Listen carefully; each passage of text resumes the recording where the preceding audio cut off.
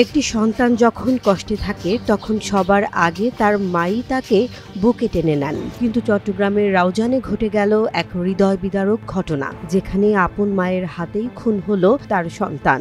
ঈদের খুশির রেশ কাটতে না কাটতেই রক্তাক্ত হলো এক পরিবারের ইতিহাস। আজকে এত বড় একটা ঘটনা হয়ে গেছে ঈদের দ্বিতীয় দিন, আসলে এটার জন্য কেউ প্রস্তুত না। রাউজান উপজেলার হলদিয়া ইউনিয়নের তিতাগাজীর বাড়িতে ১ এপ্রিল বিকেল ৩টার দিকে প্রকৌশলী নুরুল আলম তার মা, সৎ ভাই এবং সৎ বোনের হাতে নির্মমভাবে খুন হন। পারিবারিক জমি ভাগাভাগি নিয়ে দ্বন্দ্বে তার উপর চালানো হয় ভয়াবহ হামলা।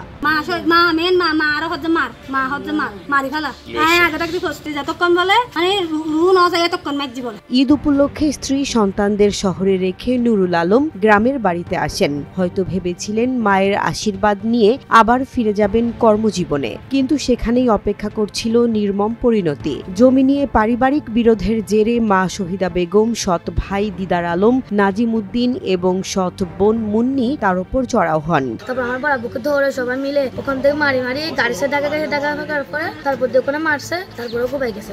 এক পর্যায়ে তারা তাকে দেশীয় অস্ত্র দিয়ে কুপিয়ে আহত করে। তো আমাকে ফোন দেওয়ার পরে বলতেছে আমাদের উপর হামলা হয়েছে। আমি অবশ্যই খেতে বসছিলাম, ওখান থেকে উঠেই চলে আসছে। আসার পরে উপস্থিত ক্ষেত্রে এসে দেখতেছি এখানে ব্লাডে এখানে জমাট হয়ে রয়েছে, আর এবং মাথার খুনি থেকে মগজ পড়ছে ওইটা সহ এখানে ইনস্ট্যান্ট আমি এসে পাইছি।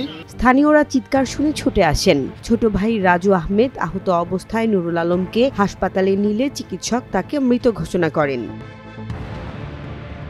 নুরুল আলমের মা শহীদা বেগমের দুটি সংসার ছিল। প্রথম ঘরের সন্তান ছিলেন নুরুল আলম, আর দ্বিতীয় ঘরের সন্তানদের সঙ্গে তার সম্পর্ক ছিল বরাবরই টানাপোড়েনের। তো আমরা সবাই একাবাসে এই জিনিসটাই চাইবো যে প্রকৃত দোষী তার সুষ্ঠুভাবে তাদের অনন্তভাবে দৃষ্টান্তমূলক শাস্তি চাই।